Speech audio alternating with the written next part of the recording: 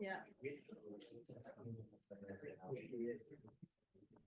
Oh, Oh, We just lost power. oh shit. I heard something.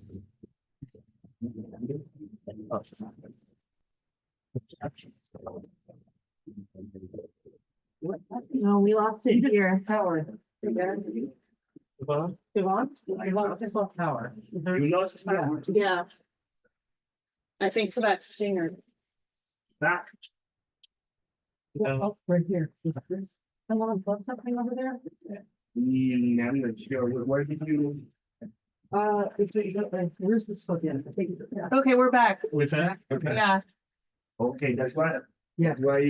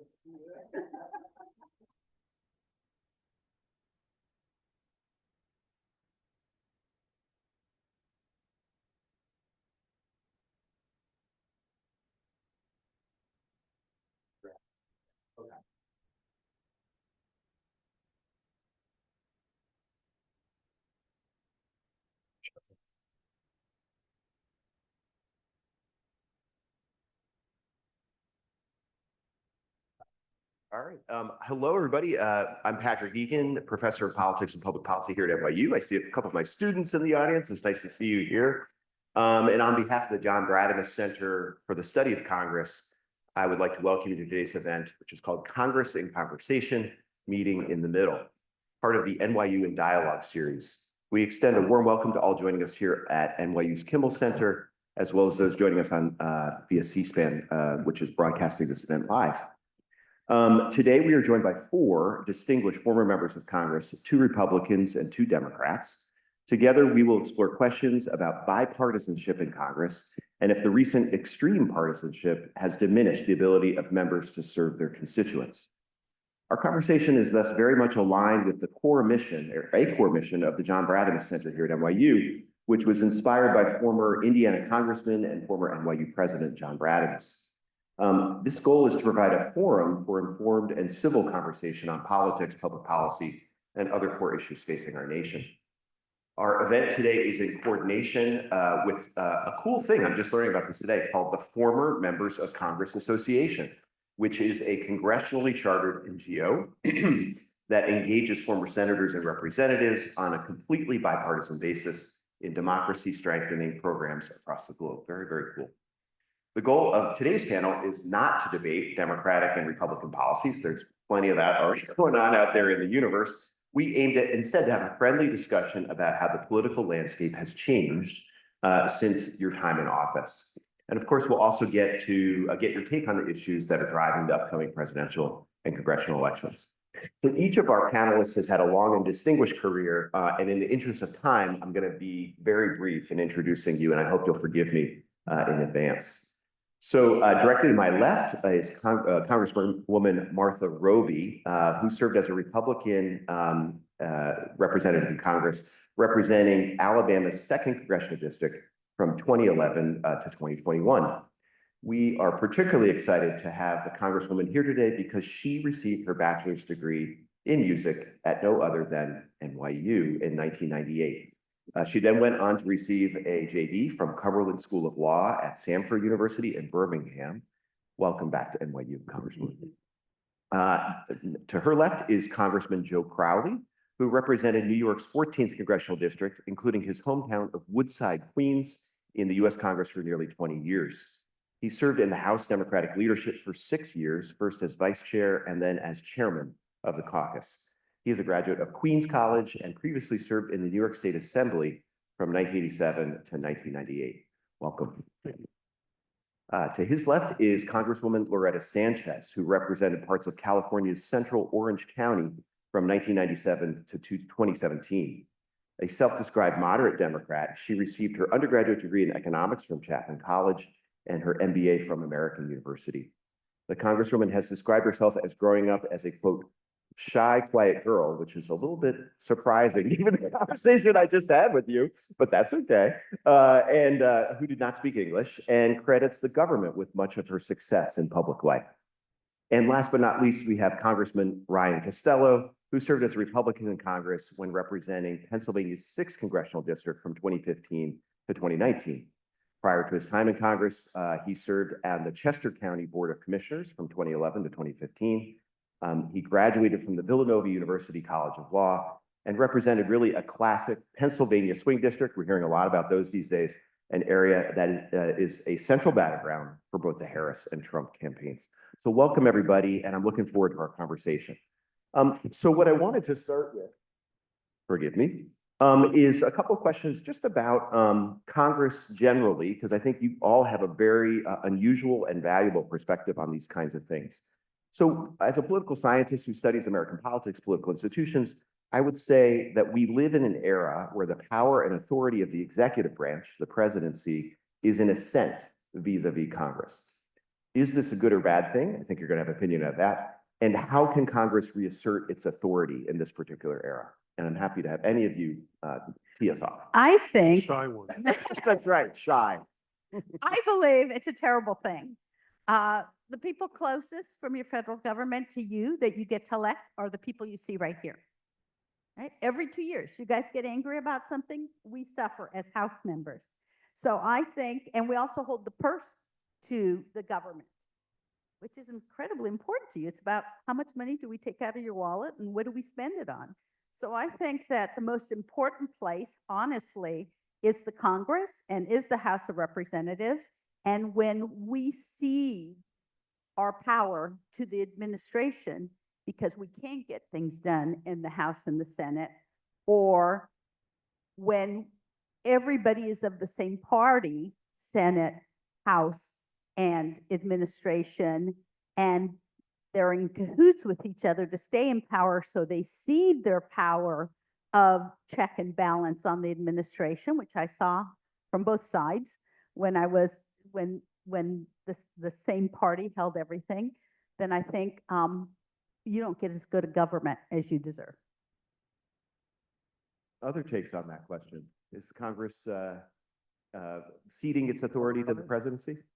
Well, I mean, it happens all the time in legislation, even when you drill down and Congress will write a piece of authorizing legislation that they would give authority to the Secretary of PIC to make a determination of, as opposed to, there's a lot of smart people in Congress drilling down on a specific policy issue and actually laying out what the guardrails are going to be for a specific rule or regulation. And so it's always best when I'm a former appropriator, when the authorizers are doing their job and sending a very clear message to their constituents and those that have to live by these rules, that Congress has taken the time to actually write them rather than ceding that to the executive branch. And the courts have kind of said the same recently with the Chevron decision, that it's going to put more emphasis on what Congress actually enacts. So members and the staff in particular will be playing a much bigger role in terms of what specifically is laid out in that legislation and how it will be administered by the administration. So that's going to be more cumbersome for Congress, I think. But I think throughout history, we've had back and forth in terms of, the assent and between the House and the Congress and the presidency. Probably during Lincoln, that was the most severe in terms of, the president having almost total power because of the dysfunctionality of the country at the time. I do think that the infighting that's taken place within the parties themselves, and certainly the inability right now in terms of House Representatives in particular, being governed by the Republicans, not being able to, do the day-to-day things that a majority needs to do without necessarily, and we were in the minority most of the time we were there, without the minority, and actually relying upon the minority to actually get kind of mundane things done, like CRs, continuing resolutions, or getting budgets passed and things of that nature. And that's not just with this Congress. It has been, when Paul Ryan was Speaker, as also when John Boehner was Speaker, that was in existence as well. And we could probably talk more about that later, maybe get into the, the Tea Party and, and the movements elsewhere. I don't know, Ryan. I think what everyone said adequately represents, why we are where we are. If Congress wanted to reduce the ascendancy of the presidency and their powers, Congress would function better. It would pass legislation that was more prescriptive. But the reason that Congress has ceded so much to the presidency is it's chosen to. Even the legislation that we pass, okay, FTC, you figure this out. Okay, DOE, you figure it out. Or, and Joe probably has a unique perspective. Members of Congress say, you know what, just pass a huge big bill. Let's let leadership figure it out, right? And so a lot of times rank and file members look to leadership to pass these must-pass pieces of legislation at the end of a Congress in a spending bill and just pack as much stuff in there as possible because they don't want to vote on controversial stuff. Right.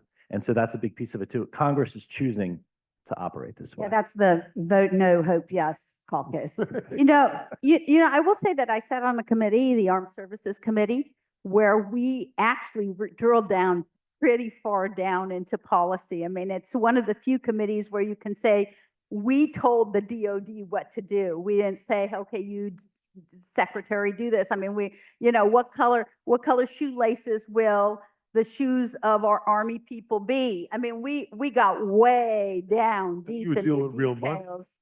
We were, That was real money. but in the time that I was, in the 20 years I was in the Congress, of the money that the Congress actually has direct ability to move, anywhere between 53 and 83% of the monies were in defense, intelligence, and homeland security. So it was in all intensive purpose, the money committee.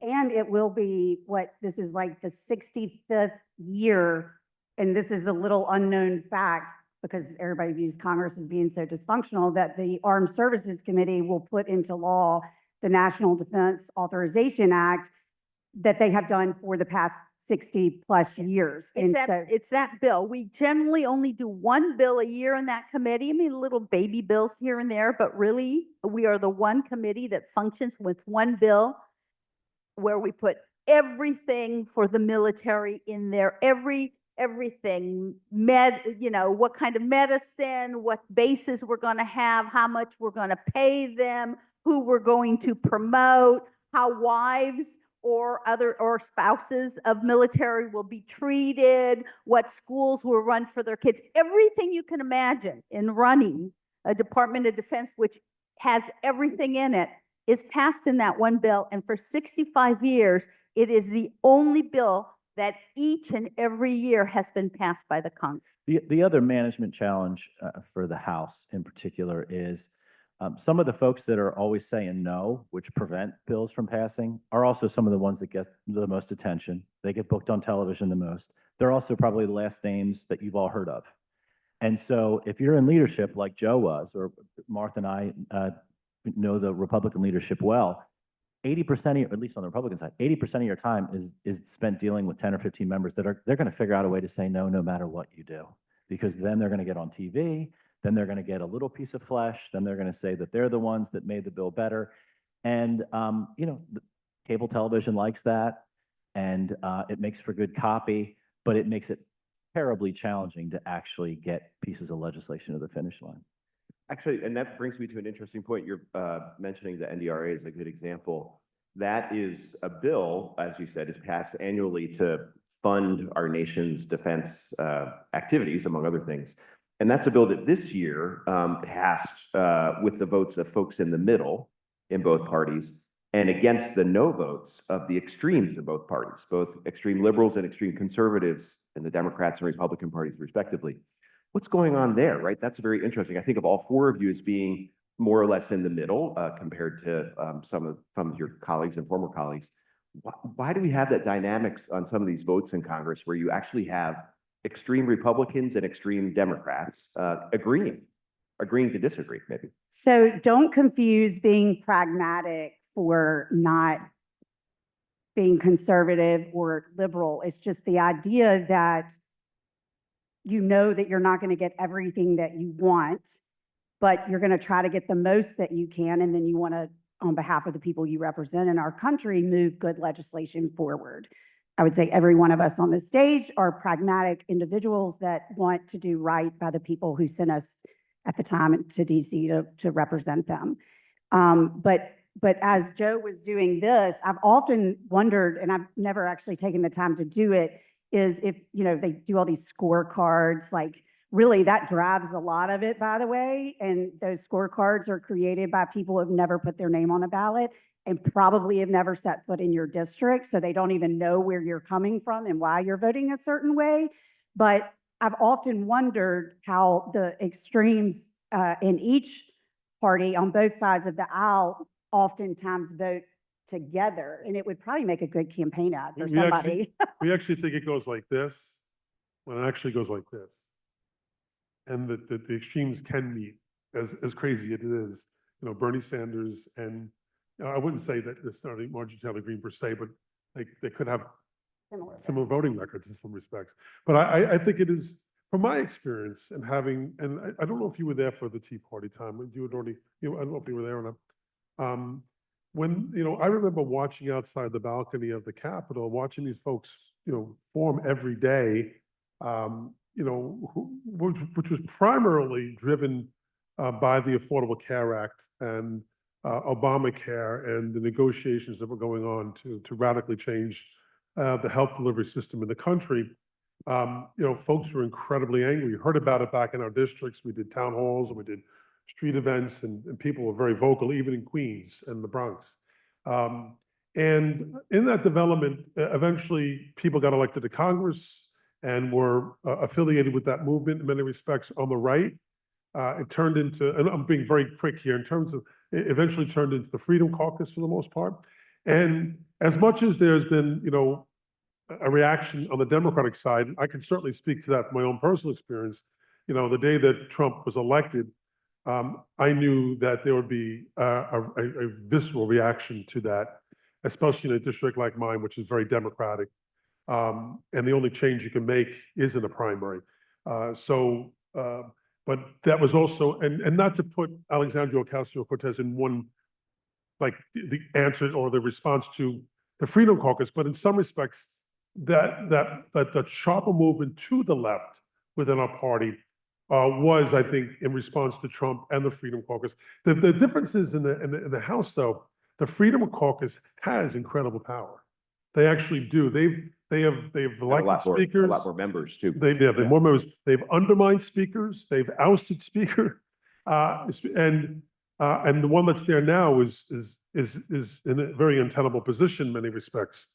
That's not the case on the Democratic side. There is, and I agree with what you were saying before about folks who are taking credit or show people, so to speak.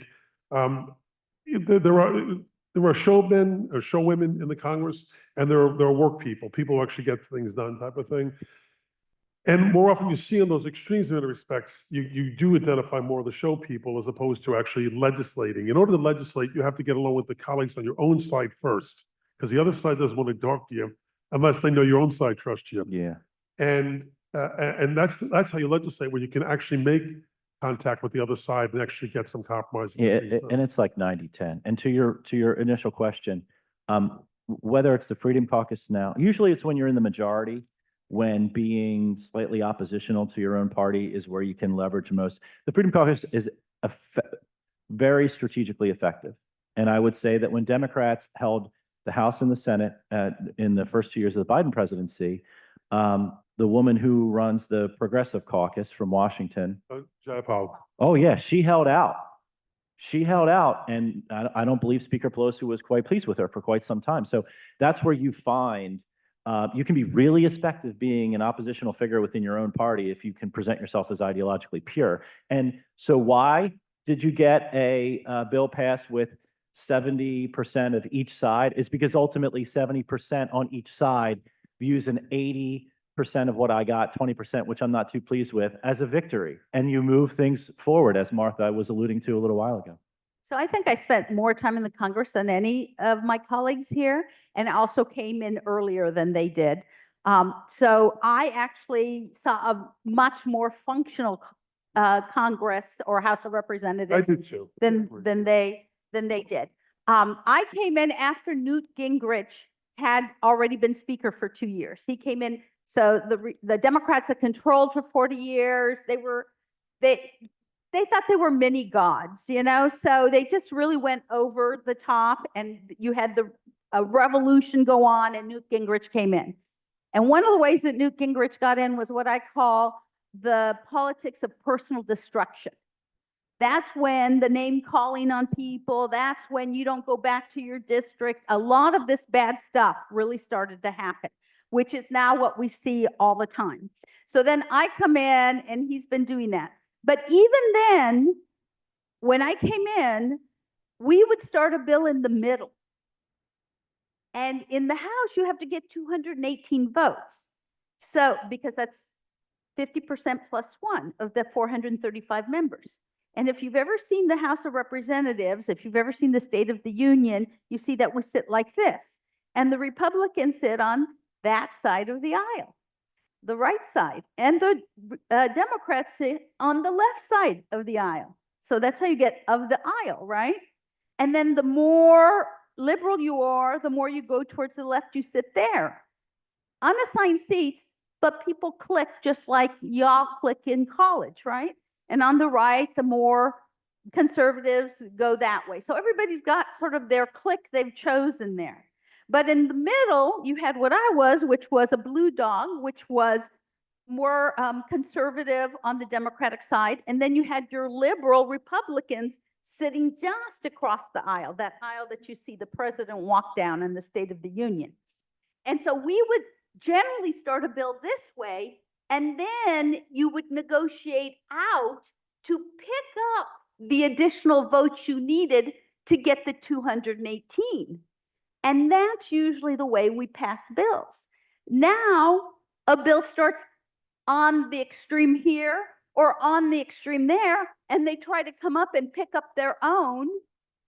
And that's why they're getting nowhere. And that's why the power lies in, the real extremists, because that's how bills, at least from what I can see, are done these days in the House of Representatives. What did you call people who sat in the cloakroom? Hungry. Tired, hungry. That's where I hung out. Where a lot Tired, of deals got done. I should just say that before this event started, we were all hanging out back there, and these four, they just get along like, old chums. I just got to sit there and I was like, a political nerd in heaven watching this all happen. So let's turn to elections. And we are in the middle, obviously, of a presidential election cycle. I wanted to ask you all, what's it like to run for election or re-election to Congress during a presidential cycle? It seems like you're overshadowed. How do you get attention? How do you make news when all the focus is on the presidential candidates? Any thoughts on that? So I think probably very similarly to you, both of our races were always determined in our primaries. My district is my old district. It doesn't exist anymore, but it's been redrawn. But at the time that I was there, it was like an R+18 district. And so the real battle was in the primary. So I can't really speak. Now, my first election was a general election, but it was during midterms. So I didn't have that struggle. So I did beat a Democrat to get to Congress, but it wasn't during a presidential year. Most of us that, I'll say in 2012, I was a surrogate for the Mitt Romney campaign. So I used that time away from Congress because my race was already pretty much determined to then go work on the Romney-Ryan campaign. I did not do that in the following years. I worked on just my district. You can speak to that. But I'll turn it to you guys because you both had more competitive races, so I'll turn it to the general election. So I come from Orange County, California, which Ronald Reagan said is where great Republicans go to live before they die. So it is a very Republican area. It's the red part of California. We send 6 members to the House of Representatives according to population. And up until me, it had been 6 Republican white males, most of them really crazy. I mean, extreme, to total extreme, right? Rohrbacher, Dana Meyer, Dornan, my list goes on. So, so when I won by 984 votes. Of course, I was a Latina. I was young, one of the youngest women ever to go to Congress. I was I was a Democrat and I was a woman. I mean, all the things you wouldn't imagine. And so when I got to the House, they refused to accept my election, to tell you the truth. And they investigated my election for 15 months in the Congress. Steny Hoyer, the #2 Democrat for many years, said of my election, it is the worst welcome to the House of Representatives in the history was the welcome to Loretta Sanchez. Maybe just explain this a little, because the House has to approve Oh, so your seating. you all think that you win an election, there you are. No, it's a club. It's a club. It's like you have to win an election. You come over, you knock on the consider. door, they open it up, and you show them your paperwork, and they say, "Oh, well, think about it." See, on the day that I was It's sworn, not quite like that. okay, It's- on If the you win, you get in, but there was some controversy. Fair point. day that I was sworn in, y'all stand up, you see it on TV, January 3rd, it was January 7th that day, I remember because that's my birthday. So we all stand up to get sworn in. First, Speaker Newt Gingrich becomes speaker. Then the 435 of us all stand up, we put up our hands, and we all get sworn in together. Except that day, a Republican goes to the microphone and says, "Mr. Speaker, we have a problem with Loretta Sanchez." And then the second vote I took of being there was whether I would get to stay in the Congress or not. Anyway, that's the type of thing that goes on. So yeah, so you're asking, how does a presidential election affect you? Well, in that year, it affected me really well because I was able to convince Tony Rodham, who was Hillary's brother. I sent him, I wasn't on the radar screen. I wasn't supposed to win. I told you all the reasons why already. And I sent them a poll a month before that said, I can win this election. And Tony had promised if I did that, that he would send Bill Clinton in to campaign for me. Bill Clinton came in October 18th. The election was November 5th. He put me over the top. I won by 984 votes. So it can make a big difference for somebody like me. But it can also be the kiss of death for somebody like me, because when you're in a tough race each and every time, and the president is doing things that people don't like, especially on an off-year election, it can kill you. So yeah, for a person in a competitive district, it's a big deal how the president campaigns, where the money's flowing, how things are going. Well, I think the other thing is, how do you brand yourself? So if you're in a district, so in 14, when I first ran, the top of the ticket was a gubernatorial race where I'm a Republican. The Democrat won my district by a lot. And so how am I getting a voter who's going to vote for a Democratic governor, whether they're an independent Republican, dissatisfied Republican, or a moderate Democrat? How do I get them to vote for me? Well, okay, how am I different? How am I different than the brand that they're not associating with? If you fast forward here to 2024, if I'm in a district and I'm running for re-election where Kamala Harris is going to win the district by 4 or 5 points, I got to say, okay, some of them are Republicans, some of them are independents, probably not getting really any Democrats unless I did really good constituent service for them or I have a personal relationship with them. What am I doing to differentiate from the top of the ticket? You take the wind that's at your back with the presidential candidate on your side, and then you get additive by differentiating your brand from the top of the ticket so that you get a Kamala Harris or a Democratic voter to vote for you based on where you are on gun safety or environmental issues or, you know, some local issues. I got the bridge repaired. I voted for IRA, whatever the case may be, so that they're looking at you. They're not saying, oh, Joe Crowley, the Democrat member for Congress that I'm going to vote for. Oh, Joe Crowley, the guy who fixed my bridge, who isn't always focused on politics. He's focused on me. You need to be in that latter category as a member in a lot of these swing districts. And it is, the question's a very good one. It is different, way different, running in a presidential cycle as a swing district candidate than in an off year. It's markedly different, especially when you have a highly polarized political environment as we do now. The last time, and I wanted you to hear from Ryan and from Loretta because they had more competitive races in November. The only time, the last time a Republican won New York was Ronald Reagan. And so it's been, I was 84. So it's been a long time. Never really had to worry about that in Queens or the Bronx. And so much more like Martha's position, what I was given in the presidential election year was the freedom to actually go out and help fellow Democrats go around the country. It also was what added to my ability to rise in House leadership is because I could do that. So in many respects, having a safer seat gave me the opportunity to go out and help other Democrats around the country, raising money for them and helping them to get elected. And in fact, I would try not to, as much as Ryan Costello and Joe Crowley would have a lot in common, I wouldn't want to get to know Ryan too closely because he was someone to be on our radar screen, as would Brian Fitzpatrick, as would a number of folks from Bob Dole. And the funny thing is, I got to really friend with all these guys anyway. It was like, but because they were on the radar screen and they would try to maybe get friendly with me because they didn't want me to go after them, you know?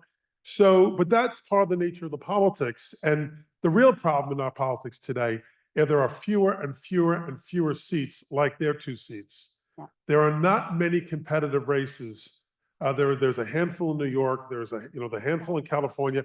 There are a handful here and there. There are about 60 overall out of 435 in the House of Representatives. So if you're asking me what's the greatest problem, dysfunctionality, is that the extremes are rewarded in primaries and not so much during general elections. And a quick, go ahead. I was just going to say, so much so that in October of 2016, when I sent out a press release saying that Donald Trump was unfit to be president, the woman that I had beaten in the primary started putting up billboards to run as a write-in candidate, and I won my reelection in the general with less than 50% of the vote.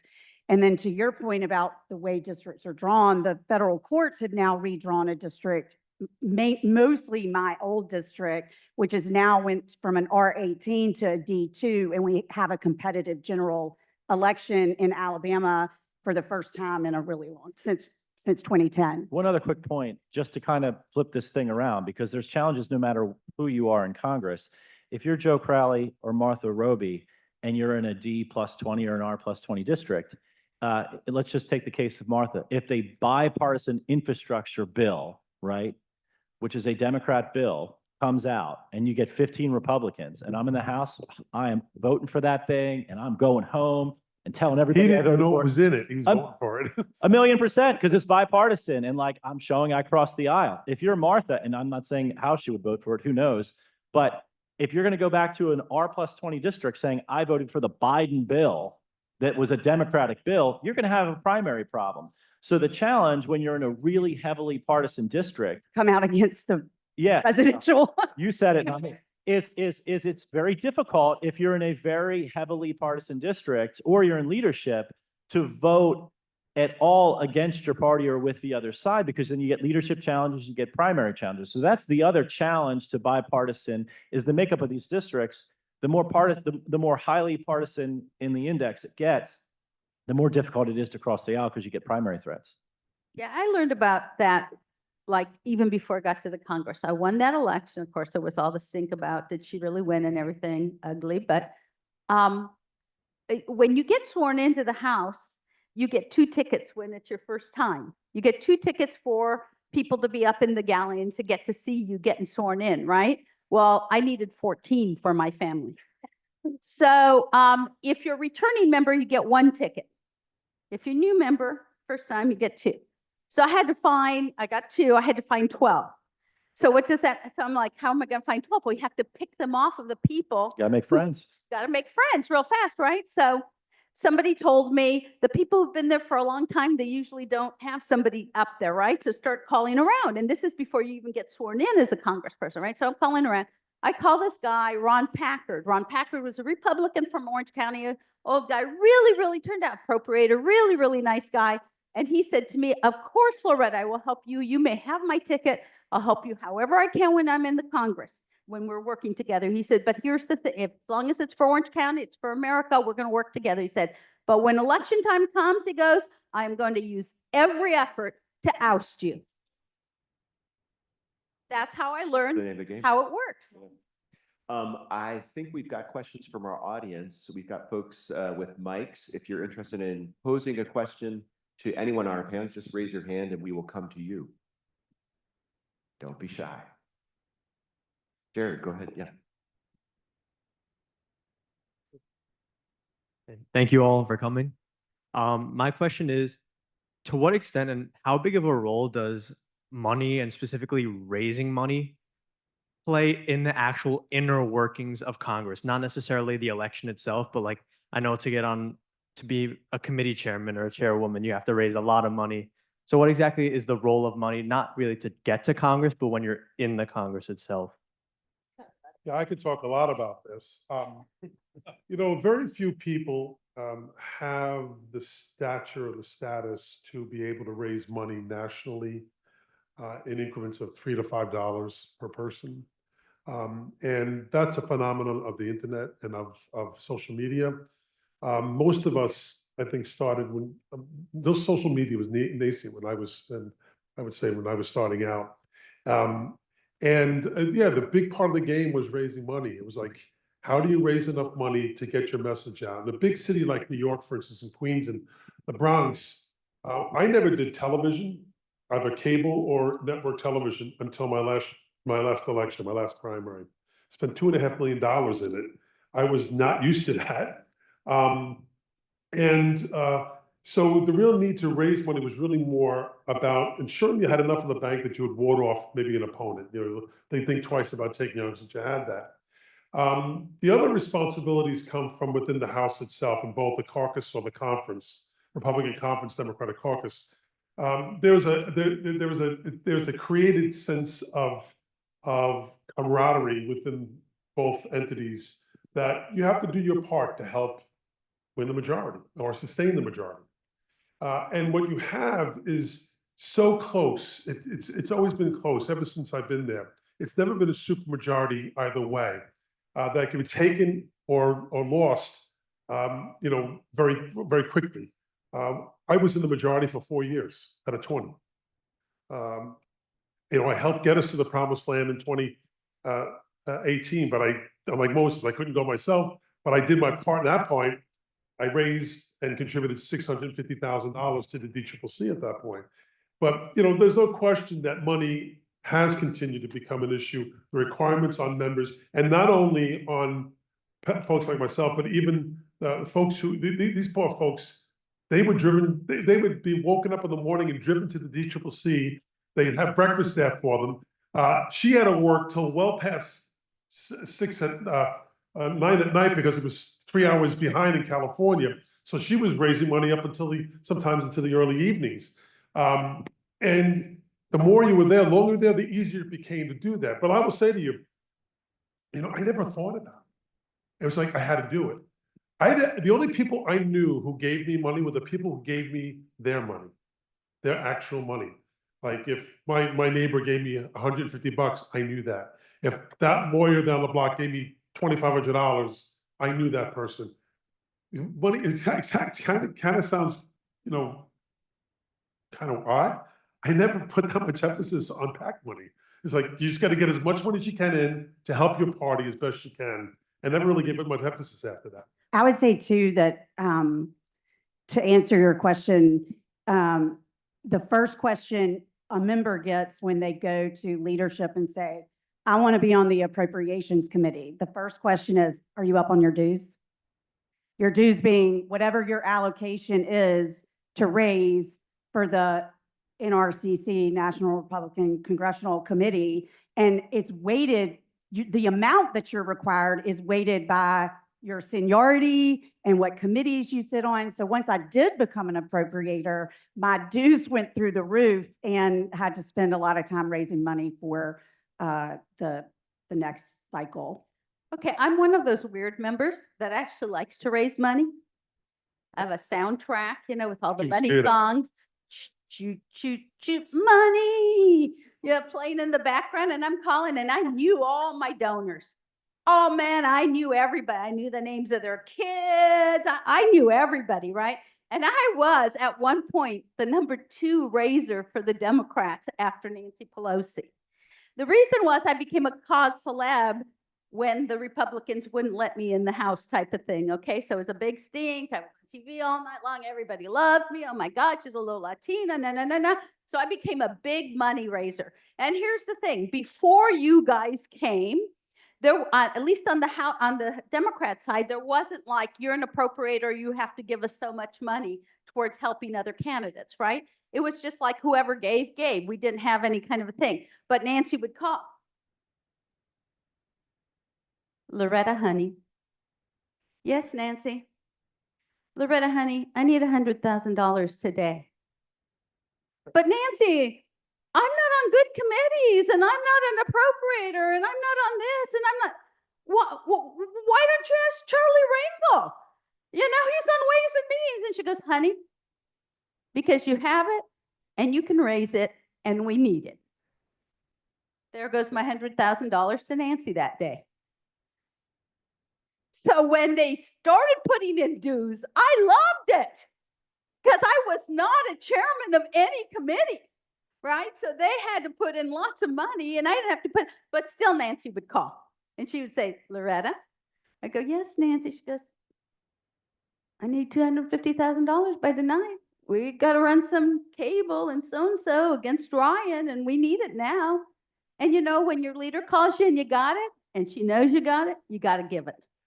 So that's just the name of the game. By the way, I always had a good committee assignment. Armed Services, it was like gold. And I think that we're probably due for a book to come out on the different types of donors out there. There's the PAC dollars. There's the internet donation dollars. I go on Hannity, I say some crazy stuff. I raise $5 from 5,000 people. And then 5 weeks later, I say something else crazy and I get the same $5 from those same 5,000 people. It adds up. And then, and this is the big one, there's like probably 10 to 20 people on each side of the aisle, the hedge fund guys and gals that are worth billions that will write you, not me, but write you $500,000, $2 million checks into super PACs or leadership funds, and then you spray it out to your various members. They're the most lucrative donors. They're very difficult to get a hold of. You have to do something in order to get their attention, or you have to be in leadership. But there's like an entire ecosystem of donors. To get to them requires different strategies. What motivates them are oftentimes different. What you use their money for, your own reelect, leadership, that's different too. But that book is yet to be written because the entire book of fundraising has been rewritten over the past 3 or 4 years. So it's an interesting question. What you use your dollar for is, I mean, some people raise money to get reelected. Some people raise money to get other people elected.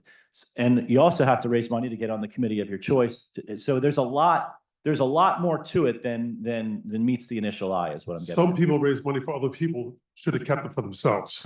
Having said that. yes, But- you should have. But I think a lot of this happened at the Feingold. After it became Feingold, the emphasis in terms of individuals and what we had to do really changed. And I think the campaign system in our country is broken. The finance system, it is broken, especially the 501c4s. And, that's what Ryan's talking to. These, Elon Musk is spending hundreds of millions of dollars right now, and we don't even know where he's doing it. And Citizens United. Well, Citizens United too. Yeah, that's part of it too, in terms of giving The judiciary. giving corporations more rights than individuals. If I give $1 to Martha Roby in her campaign, that's public. But 501c4s are not, and it can be millions and millions, and it can be corporate dollars that are going into it, and no one knows where it's being spent. That's what's really broken with our system. And that's why you see all these commercials on television, because it just didn't happen back in the day earlier. Do we have another question from the audience? Let's see.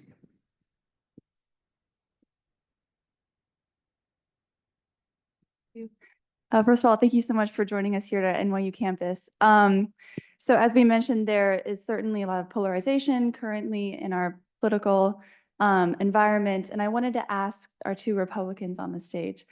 So we see in this very polarized era, certain courageous Republicans like Adam Kissinger and Liz Cheney defying and even condemning the MAGA extremists, like leading these January 6th investigations. We even saw Liz Cheney at a rally for Kamala Harris a few days ago.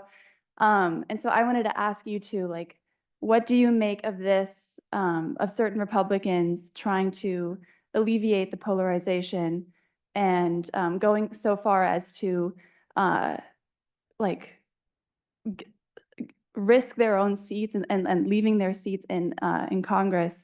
And do you see yourselves rallying for Kamala Harris, for example, or like, what do you make of Liz Cheney and Adam Kissinger and so on? So as an original never Trumper, I have a unique view of this. I told you that I was in an R+18 district after I came out against Trump in 2016. My primary opponent got actually, I think about 33,000 write-in votes, which caused me to dip below 50%. And then in 18, I had the most difficult race that I've had over the course of 10 years because of my position on Trump, because I doubled down on it in 18. If you Google me, you'll see that he endorsed me. That wasn't because I asked, okay? Somebody else did that. But anyway, so it comes at can come at great personal cost, both for the career path that you're on. I can't speak for Adam and Liz. They are two of my friends. Adam and I both got elected at the same time, and we, keep in touch regularly. It takes a lot of courage to stand up to your own party. Again, people these days have been granted permission by people in leadership to do some pretty awful things, even beyond name calling and things like that. So, I have mad respect for anybody from either party that is willing to stand up against their party because it's about our country before it's about our party.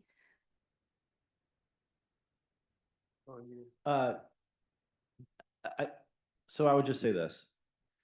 No matter what your personal opinion is of Trump, half of this country is going to vote for him.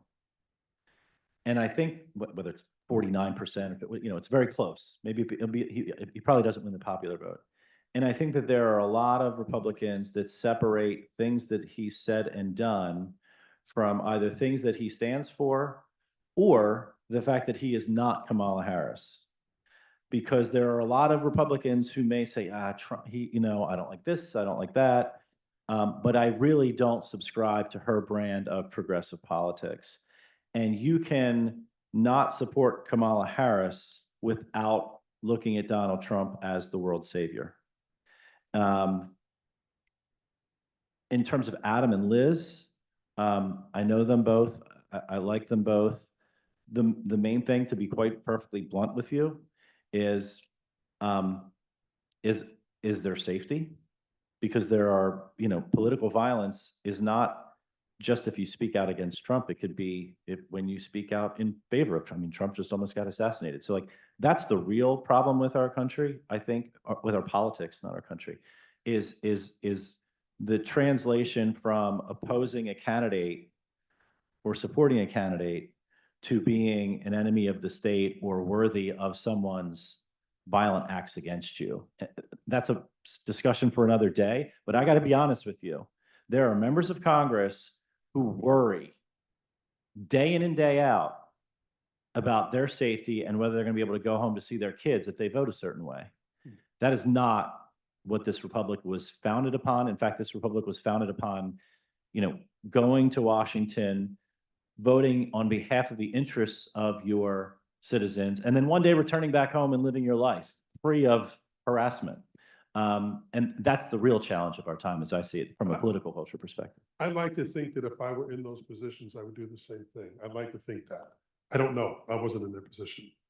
I would say I have tremendous respect for both of them. I think they both have been incredible in terms and been focused. There's a little difference. Adam did not run for re-election. I think he saw the writing on the wall that he would lose the primary. Liz did and lost. So he may give her a little bit more up on that because she actually pushed the envelope. But it goes back to what I said before. It's also about our system. In the Republican Party, and not every district, and depends on the individuals there, if you go against the presidential choice, if you go against Donald Trump, you're going to have a primary and you're probably going to lose. And someone's going to take the seat. It's just not going to be you. And you may actually think you're the better person. I made it. You made, well, There are some exceptions. you made it until you decided you had enough. Until you But- didn't. No, so you had not enough. No, that's true. But I mean, it gets you. Look, I've known Donald Trump. I don't even know if I ever actually met him. I've known him for like 50 years. I've never liked him.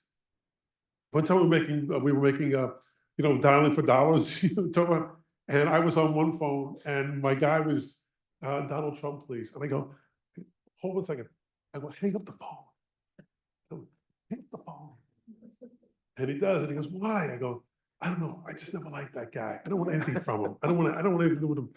And so I was right about him. If there were a Donald Trump-esque kind of person in the Democratic side, I don't see it ever happening. But if there was a tyrant, if there was someone who had no respect for the Constitution, no respect for the laws, would I stand up against them? I think given my background and my character, I think I would. But I do give a lot of respect to the people that are doing that now. It's not easy. And as Ryan said, people are under threat physically. I never had, you probably had this. I only had one threat against me in my 20 years in Congress. Mueller called me, the FBI director, it was around Christmas time. And it was a really nice time to tell me what my family was going over my house. But that was the only time. Others today, I think every member of Congress is a target. Maybe one more question from the audience. Let's see. Yeah, here, please. We're gonna get yours too, because you had your hand. Hello, and thank you for coming today. It's the understanding of many progressives that there are issues that are generally popular among the American people, whether they be Democratic or Republican. And one of those issues that comes to mind is expanded public health care. But the progressives say that, well, the reason why these issues aren't being engaged with, even though they're generally popular, is because of money and politics. What would you all say to that?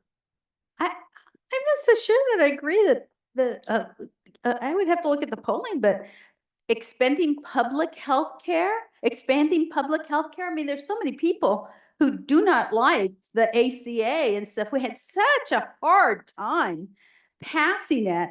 I mean, and there's a lot of people who want universal health care. There's a lot of people who have universal health care. It's called Medicare. And it used to be always interesting. I'd run into people, they'd say, oh, don't vote for that ACA, Loretta thing. Don't vote for that Obamacare, but because I want to keep my Medicare. And I'd look at them and I'd say, Medicare is like Obamacare, right? I mean, it's done by the government. So, but I don't think that there's as big an appetite. I think that's a very divisive issue. I think people want health care. But I think there's a good group of people, good group of people, meaning amount of people who don't want the government involved in healthcare. And then there's a group of people who think government probably is the only way we're going to get the healthcare that all Americans want to see. I mean, I would say that okay, you either have Medicaid or you have the exchanges if you don't have employer-sponsored healthcare plans. I would say it's probably less about the expansion of healthcare and more about the benefits that you'd be entitled to under healthcare. And I actually think the more emerging issue, at least, and the Democrats kind of own this, Republicans have rejected it, and that is, should the government negotiate with pharmaceutical companies on drug pricing? To me, that to me is the central issue in the healthcare policy debate, rather than what you said. I think what you said, framed a little bit differently, is what types of healthcare and what services provided within the healthcare system should be guaranteed. But also to answer that, maybe Ryan, on top of that, should the big government be an agent of change within the insurance system itself? Should there be an option that the government has there? That's maybe in terms of that versus a single payer healthcare system, which I think for a lot of reasons, not just because of Republican opposition to it, some Democratic opposition to it. I think really in terms of moving this incrementally further forward, those are going to be the issues that we discussed, where I think you'll see some of that balance take place. It's interesting too. I would say, to agree with you, Congresswoman, something like Medicare for All actually doesn't poll very well, it turns out. Something like, depending on how you frame it. Eye care, dental, vision. Should it be included in the essential health benefits? Exactly. I can tell you where that one polls. Mental health as well. Yeah. Yeah. And so it's And that supports what you just said, by the Right. way. Those are majority. I took expansion to mean something a little bit different, but yes, more things. Everybody wants more things, especially if it doesn't cost anything. Hey, one last thing. I mean, populism has its place, and it has historically in our country as well. It doesn't always mean we should, go towards the populist moment all the time. I think you have to have some adults within the room to kind of temper it somewhat. And I think that's what we're missing right now, certainly on both sides in terms of the rhetoric that's being used. Trump came out yesterday and said that he wants to have tax credit for, Right, on the auto loans? yeah, auto Yeah, loans. yeah. The interest deductibility just a- on your auto loan. And I've seen some estimates, it could cost over 10 years, upwards of like 15 billion. Auto companies will like it. They would love it, but I mean, whether it's responsible or not, that's a very populist thing to do, right? But whether it's responsible to do that or not, I think, what we really need to be doing is looking at overall transportation, not to get too off on this, but I think there's, it's a very populist issue to say, but not necessarily something that is ever going to be enacted by the Congress, quite frankly. And also, by the way, that's another interesting book, right? Like, where does populism head in the Republican Party, which it is very prominent? Where does it head in the Democratic Party over the next 10, 15 years? And do they converge? Because they do at times. I mean, there's the fact that you have Republican members praising the FTC chair on some of the things she's doing is, to me, it's mind blowing. But like, it's acceptable in many Republican circles. So the populism is probably more alive and well than it was ever when you were serving. And Martha, I don't recall like a huge populist strand in the Republican Party when we were in Congress. People trusted the populists when I first got in. They kind of trusted their members of Congress to go and do their job. It wasn't until the advent of seen every day and silos of information and cable TV, and now you only talk to your friends and you reiterate what you all think together and you never hear the other side type of thing. It wasn't until all of that social media and everything came in, before it was like, y'all didn't really know what we were doing in DC, right? And you just trusted we would go and we would work as best we could. And then we would come back and filtered through what I did. I would tell you, oh yeah, listen to what I did. And you guys would say, oh God, Loretta's a great congresswoman. Right now, if I was in there and I came back, I'd have a long list of people screaming and yelling at me, you didn't do this, you didn't do that, So I always hated it when we sat in our conference and we were told, if you're explaining, you're losing. And I was always like, no, if I'm explaining, I'm actually doing my job, because the whole idea of a representative government is I have to know all the nitty-gritty details to make a determination whether this is good policy or bad policy to save you the trouble. And that's why you elected me, because you do trust me to go make that decision. And if I'm not coming home and meeting with the people I represent on a regular basis throughout my district saying, I know you think you disagree with me on this, but let me explain to you why I made the decision with the information that I had at the time. And generally, even if people are still like disagree with you, you'll start getting some head nods in the audience. So that's explaining, and you're winning because you're actually doing your job. Thanks for the question. I think we got time for one more. Please. Thank you. Watching these presidential debates, I have a lot of students who will say like, well, I don't know what this president's policy is, but I really sort of think the debates should be between Speaker Johnson and Minority Leader Jeffries. Do you all see of there ever being something that's like a debate, party versus party, maybe during a midterm, not a presidential election, but something that sort of speaks to like the policy making branch versus the presidency? Our system doesn't really have a place for that. There have been some Lincoln Douglas debates that have been arranged on the floor in the past. I don't know if we'll ever see it between the two leaders themselves. I would pay to see that myself. I think Hakeem has the cadence of a Baptist minister and a hip hop artist. He's amazing. He became the chair of the caucus after I left, and I couldn't be prouder. I mean, I just think he's just an amazing human being. Look, Johnson is under the most duress of any elected official in Washington today, outside of the presidential elections, only because his position as speaker is very, it's tenuous to say. Volatile. It's very volatile. And whether he would actually agree to that under those circumstances, because he has more to lose, I think, than anything that Hakeem would have. He'd have more to win. Didn't the leaders used to do like a colloquy at the end of the week, every week? Does that still happen? The minority leader and the majority leader do a colloquy, but it's basically mostly on the schedule. And what Steny Hoyer was always great at it. Steny hour. Because Steny would always filter into this issues. Policy. Is it possible we will have the Violence Against Women's Act in the upcoming weeks. And would then- we include, yeah, yeah. you know, stalking, because 90% of the women under age 43 believe they're being stalked, and we really need, you know, so he would put policy into the scheduling, and then the speaker would say, no, we're not doing it.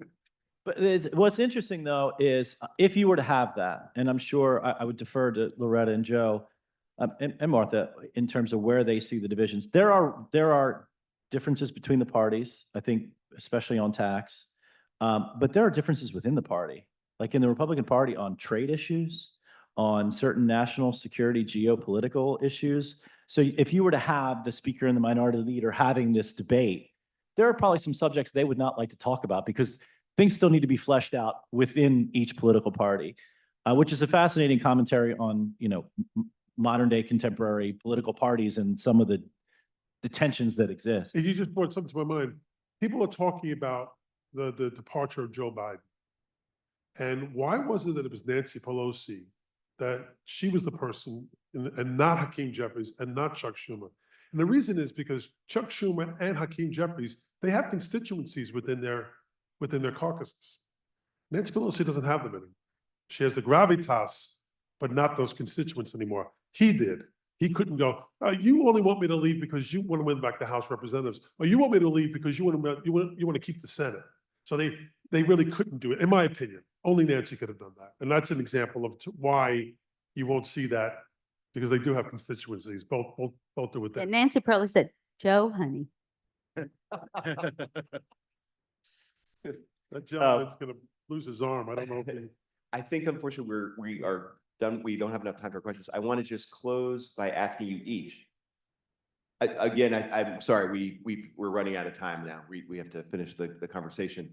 But I want to ask you each very briefly to give us just a minute of what gives you hope in today's political climate. We've heard a lot about the problems and challenges, but I'd love to start with Ryan if you can do it. Give us just a quick sense of what gives you hope. What's something that gives you hope? You know, a lot of the folks that are now running for office are not, I mean, look, I came up through the political system. I ran for local office, et cetera, kind of a very conventional path. A lot of the folks that you see running for Congress now and running for local office 10 years ago probably had no desire or conception that they would ever do it. And frankly, our democracy is founded on citizens having a complaint, having a grievance, and deciding to lean in, understand how to get on the ballot, run for office, and make the change that they want to see happen. So notwithstanding all the problems that we have, the secret ingredient to reforming things and fixing things are interested citizens that have a passion who want to serve. That still does exist in our country. That gives me hope. Thanks. So I told you that I thought one of the reasons why we are so polarized is because of all the social media and siloing of information and everything. I think at some point, especially you young people, are going to get sick and tired of that. You know, and you're going to go off your stuff and you're going to say, okay, you know, we got to do something different. It's not working for us. You have more information than you've ever had. Your phone has more capability in it than what it took to put the man on the moon. Right? And yet, for some reason, it's not being used the way I think it should be used, in a really positive, forward manner. I think at some point, y'all are going to get sick of the fact of what's going on, and you're going to say, okay, we need to hit it in a different way. And so my hope is that you decide you want to get involved. You decide you want to run. You decide it's important to go to Washington, D.C. and take public service, appointed, elected, or civil servants. And that with your ideas and with your knowledge that all of this information was just a bunch of garbage, that you will actually decide you can make a difference and you can get there and help us. What gives me hope is that we are not a nation in decline.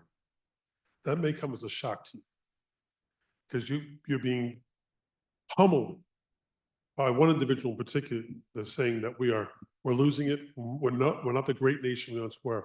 There's no country on the face of the earth that comes remotely close to what we have here in this country. We're on the cutting edge of AI. We're on the cutting edge of everything, healthcare, everything. By the way, I'm all about putting guardrails on AI, but first I want to find a cure for cancer. You get that one done, then we'll put guardrails on AI. So I believe in this country, and I will say this. I loved what I did for 32 years, whether I was in the state legislature for 12 years or the House of Representatives for 20 years. I had joy when I did it. I liked debating my colleagues. I liked talking about those issues. And I think that's what needs to be restored again. You know, when people, making fun about joy in politics, I had great joy. I loved going on campaigns. I loved being out in the street. I enjoyed it. It was part of my life. And I think that's what, this is not something that's ugly. This is not something that should be frowned upon or denigrated. It should be uplifted. And if I can leave that with you, my father would always say, never bet against the United States. Never bet against our country, because it'll always surprise you. And I think I'll just take this opportunity to provide each of you with a little hope. This, what you see up here, this happens in Congress every day. Has it gotten more difficult in our current political environment? Yes, but Congress votes on bills every single day that they're in session that are bipartisan. You're just not going to hear about it on whatever news network you choose to watch. But these types of relationships, my best friend still to this day is Terry Sewell, and she's the Democrat in Alabama. And when I tell you we're friends first, we're friends first, and we were colleagues second. But I just need all of you to know the news networks cannot make money off of telling you that people in Congress actually like each other across the aisle. And so I just need y'all to be encouraged by this. This is why we do this, is to demonstrate to you that there are rational, reasonable, pragmatic people that love their country. We may come at it from very different perspectives, but we're willing to listen to each other and hear each other and work with each other, because at the end of the day, we all love our country. Right, and with those inspiring words, let's close our conversations. Let's thank our panelists, Ryan, Loretta, Joe, Martha, and thank you to NYU for hosting. And thanks to our great audience for questions and participation. Have a great day. Good to be with you. Joe. Good to be with you. Thank you.